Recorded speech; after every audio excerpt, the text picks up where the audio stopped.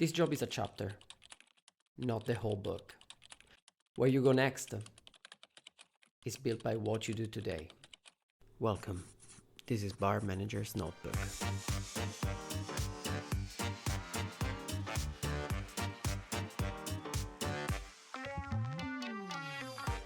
There is multiple reasons on how people ended up in hospitality. Some is because it was their family legacy. Their father, mother, grandfather was into hospitality, so they were born into it and they got just introduced to it. Some people started because they chose when they were at school and they decided to take this path, not knowing yet what it would become and what it would be. Some, they started bartending or just get into hospitality as a joke. And some other, they did it because they needed to sustain themselves because of necessity. Now, whatever reason brought you into hospitality and into bartending doesn't matter. What matters is that you stayed, that you made it become your path, that you made it become a choice, your choice to stay. And we work every day, every night, thinking on how to achieve the next level. And eventually one day, you found out that now you are the bar manager. Yes, you. And you now start wondering after a while, what's next out there for you? So what we'll do today is trying to find the answer to that question. What can you become? What's next for you out there? Even before deciding what role is right for you, you have to start with something that I would love to label as self-inventory. It's just simply a moment of self-reflection, understanding exactly some things about yourself. And the first one is, what does excite you? Is it people? Is it numbers? Is it operations? Is it growth? Is it creativity? What does excite you? That's the first question you have to ask yourself and decide 1 or 2 points so to know exactly where to start. The second, it's about your own values and also doing this self inventory of reflection of what type of lifestyle do you conduce, so that you can also understand like what type of income do you need, what type of if in case you think like for example relocating or things like that, maybe you need to consider all those factors. So how do you live, how much you make, how much you could potentially make with the different roles in order to sustain your lifestyle. You have to understand exactly according to different roles what are the ownership risk, which means your own risk when you're gonna get this job or potentially getting this job, what is required of you and can you fulfill it. So that's also very important to understand. And lastly, maybe you like, for example, teaching people, and maybe it means that your career could take a different path. So start with a self-inventory. At this point in your career, you definitely have several options on how to move forward. I will highlight 4 paths for you and I will break them down one by one with some of the features of each role. The first one is general manager or operation manager for a multi-site venue. What this person should be familiar with or what you should work towards is understanding and creating systems, understanding profit and losses, how to generate one, how to build one. And then for sure it has to have the love of working with people and be a people person.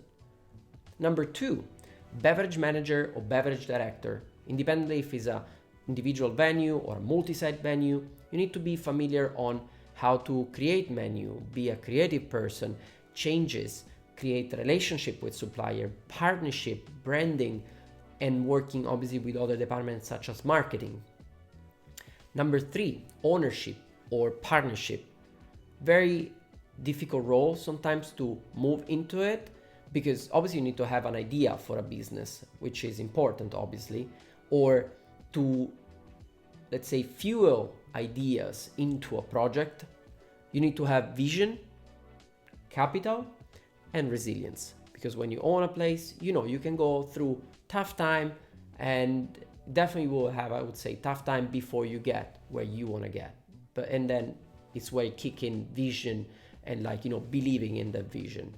And fourth is consultant, education, or creator. Education, I'll break it down a little bit with also maybe brand ambassador. Those are people that have to be able to work with project managing. So obviously creation is very important. So have a very open creative mind in all the three of them, because if you consult, you gotta have ideas and generate ideas. You have time frame where you have to work in within to deliver a project. So that means you also have to understand what another company is asking you to do, and you have to generate that idea. And similar as well as a creator, you can use photography or many other outlet, or maybe just you help, let's say, advertising, for example, but you have an expertise into bars and restaurants and things. And educator, if you like it, maybe you work with a school, maybe you want to work into a brand ambassador role, which means you need to bring the brand outside, train people of what the brand does, and the specific product. Next, we're gonna see how to level up your skills. Once you've evaluated all the potential possibilities and outcome of your career, it's important to understand which skills you need to refine in order to get there. And the first skill to refine, it's definitely finance.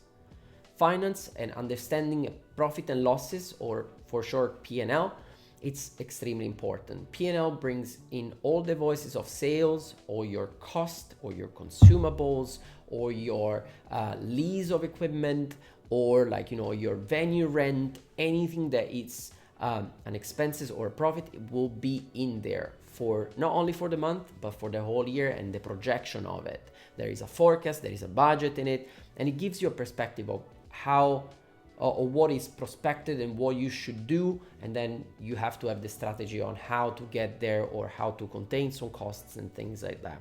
If you have no idea how it looks like or what really does it mean certain things, I would really encourage you to go to your senior manager, to your director, to finance directly, and ask them questions. I'm more than sure that they will be happy to help you understanding it, because the more people understand, the more we can all help reaching the goals. That brings me directly and ties with understanding cash flow of your company, money that goes in and out. That again ties in with the next step, which would be understanding which one is your break-even point. The break-even point is when your expenses and income brings you to a point of zero. You're not losing, you're not making money, but how much you have, it will make you understand how much you have to work to cover all your expenses and to arrive to zero and then profit from there.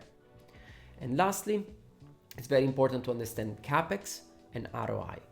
So CapEx is capital expenditure, and it's basically how to plan your expenses throughout a long-term plan and vision on how to invest. Let's say you want to be on top of your game with tech, so you know that you have to invest every X number of years on updating all your software or having a new system. How to, maybe you have a machine that needs to be changed every 10 years, a glass washer, you want to be on top of that, things like that. And those, it's not just that you go and ask for a check and you're going to go and buy them. You have to plan them. And that goes into what is called CapEx. ROI is a return on investment. That one is, again, for ownership or things like that, it's very important to understand. It is the number, it's actually the percentage that tells you between what you have invested and what your actually is your current value, your investment. So basically you have current value of investment divided what's your initial invested capital, that times 100. So then basically you will have a percentage of what's your return on investment of what it has been, the project, the place, the bar, and all that, or of the what you invested initially. And that's very important, especially when you're an owner and you have partnerships or things like that. Another things you have to refine is negotiation and vendor management. We've touched it in different episodes. It's very important to create those relationships, get them tight, because when sometimes you need something last minute, those are the people that will help you either with the last delivery, with an activations or things like that. So curating that part and creating long-term partnership, it's very important. Leadership and coaching. Got your plan together, have your plan well structured. I think like if you need like round building of Kevin Armstrong is a great book, really helps.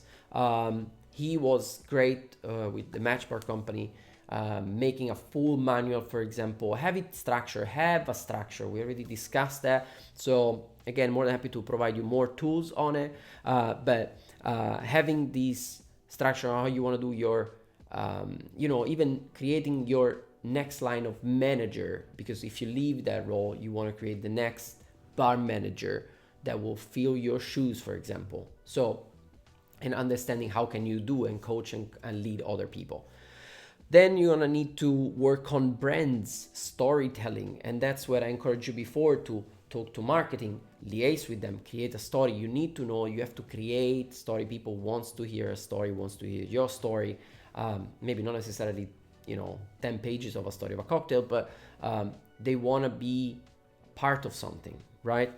And also you need to be able to analyze marketing and numbers. And again, if you're not familiar, go to your marketing department or learn basic marketing numbers reading, so like view engagement, things like that, so that gives you a little bit more an idea. And then have the habits to study your own data, and this is not about just only about marketing, it's about your bars, like cover, average spend, how you've seen trend influencing, and then maybe there's, I don't know, let's say sober, October or things, and then maybe you switch a little bit your programming and things like that. Keep also those data written down. So write down somewhere what happened during the period, especially if you do a recap of month or days and everything, write everything down. It will definitely help you. Not only for your company, it helps you because it makes you also understand how you've been dealing with different trend, moment in time, things like that. So extremely important. Building your portfolio network is another extremely important thing to do into your career now in order to fuel your next steps. How do you do that? Well, start with something easy. Your network. Start creating like a network of 4 people. Have 2 operators, maybe another GM, maybe your direct report. Install a communication that it's going to be honest, transparent, direct, so that you always get genuine feedback. Pick one person in finance when you have question, when you need some support, when you have financial question that might need an answer or like to check some metrics. Those people that definitely going to be helpful and they will help you and create again a genuine collaboration. And then pick someone that is extremely creative. If you're creative yourself, great to have someone else that could be creative. It could give you another set of eyes on a potential opportunity that you might not see. What this small group of people could do for you, it's basically like supporting each other when new opportunities arise, or like if there's a position that open, they might be even your first supporter to get that position, because you prove that you create that collaboration system, that genuine interaction, the genuine care, and that will all help you to get to your final end goal or next step in your career. Keep a living deck of the things you achieve. A lot of people, a lot of managers, they keep track of how they're performing. So my advice for you, if you started today a new job, pick the old menu that they have, set it aside, download 6 months or 8 months, or get them through finance, financial data of the bar how has been performing. And from there, you're gonna start building on. And you're gonna do like 6, 8 months, 12 months, and how many changes on menu you do, keep the copies of it, keep the financial data, how the drinks have been performing, good, bad. Keep a menu engineering. Most likely, if you've done your job correctly, you will find out that maybe you're a bit more profitable, maybe you've done more money, And those data are very important because when you get there 12 months after, you're going to say like, well, I've changed menu multiple times. We achieved extremely successful financial result. This is what we used to do. This is what we do now. And I think it's a great tool to have to explain and to bring yourself up when there is potential opportunity arising and how to create your case. Lastly, if you are you take pride in interacting with people, teaching people and things like that, then host seminar. Maybe it's for your staff about trainings. Maybe it's for an entire hotel or the entire company, just even for fun, like a wine class, a cocktail class, how to make your cocktails at home or things like that. Take any opportunity to build that portfolio and to give you that visibility to the others as well. And do it genuinely. Don't obviously just do it for the return. I don't think doing just one thing from A to B will just pay off. Just do it genuinely. And again, as I said in another episode, sometimes it's just planting a seed. Let me tell you 4 common mistakes people do when they feel ready to move the next steps. The first is chasing title over the learning part. People sometimes are like, oh, I have the possibility to get right away into this new role, I'm gonna go and do it. And then they absolutely have no idea how to start and where to put their hands on. And that basically crash an entire system, burn other people, doesn't allow growth to anybody. So be selective, understand when you still have some steps to take, and then smash it when it's ready, when you are really ready. And then you will really do your steps in line, and you will see that you will have a better growth on the long run. Burning bridges when you're leaving a place, that's another common mistake. People think cool, I'm quitting, and they absolutely do not care anymore about the old place they're about to leave, or they decide to leave suddenly from a day to another because they got a new job, pays more, gonna leave, got a new title, great, goodbye. And that's a common mistake because people do remember. We do as well phone calls sometimes to the other manager. The industry sometimes is smaller to an extent that you can call other previous owner, previous jobs, and ask about the integrity of a worker. Generally, we can't ask obviously about if you have files on of disciplinary with your company, but for sure, if someone calls me, for example, and asks me an honest opinion, I'll definitely share it. Without obviously being nasty towards someone, because that doesn't bring you anything. But if someone asks you is it a person that is always on time? Is it a person that care? Is it a person that knows the job or things like that? I would reply, and a lot of other my colleagues, I found myself calling them, and they're very honest as well, and they give you an honest feedback. Then obviously it's still up to you when you have a conversation or something, and also people change with time. So be selective also how far back you want to go. Another thing, as I mentioned before, not documenting your results. It's important. You got to keep track of how good you are doing, or if you're doing bad, how you can redirect yourself through this path in order to go back again to do a great job. And lastly, ignoring your own health, sleep deprivation, or losing voices or back pain, and all those things that are health related are definitely important. Look after yourself, as you have one body, one mind, so look after it, because that will allow you to look after also other people. So let me give you a small example of a plan on how you could change your path in a year and how you could do it in different quarters. Let's say that you start from Q1, and in Q1 you want to learn and master your profit and losses and nail one big project, right? So what you're going to do is going to be working alongside finance or alongside your director and understanding that process. And I think a good quarter spent on it, it's great. Understanding where you can jump in and support.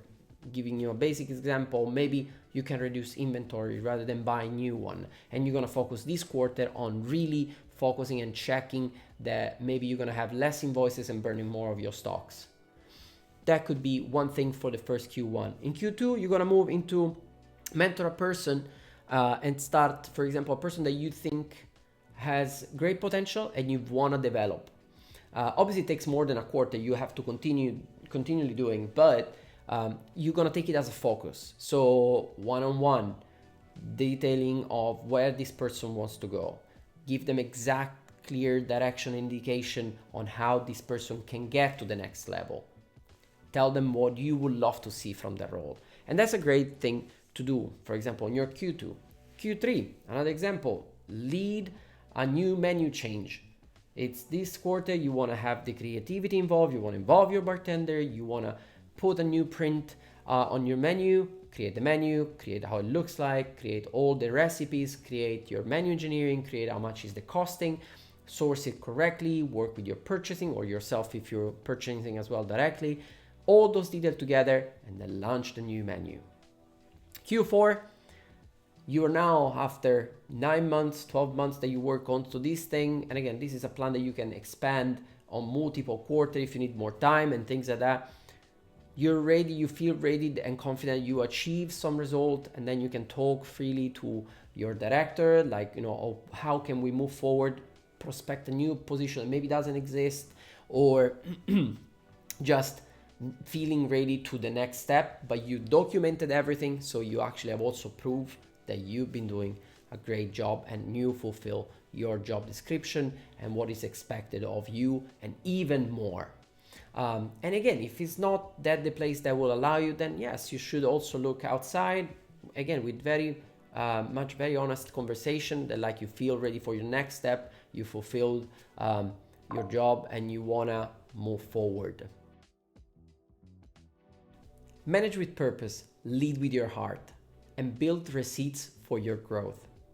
As always, if this episode helped you, please press like, subscribe, share with your friends or people that might need of this episode, and most importantly, comment below and let me know which one do you think is going to be your next step in your career.